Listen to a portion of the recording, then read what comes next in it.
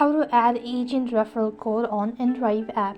Hi everybody, I am back with a new video. In this video, I'll show you guys how can you add agent referral code on InDrive app.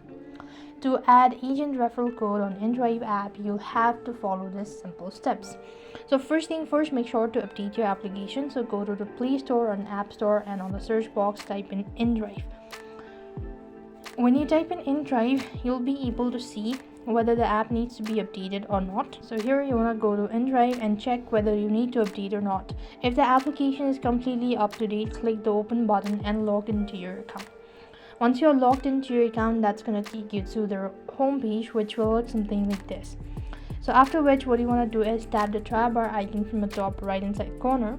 Then you want to go to the profile from the top. When you press on the profile, you'll be taken to this sort of page. Here you want to go to city to city driver. After which, you'll be taken to this page where you have to go ahead and click on referral code. Once you do it so, click the done button and you'll have successfully added the agent referral code on InDrive app.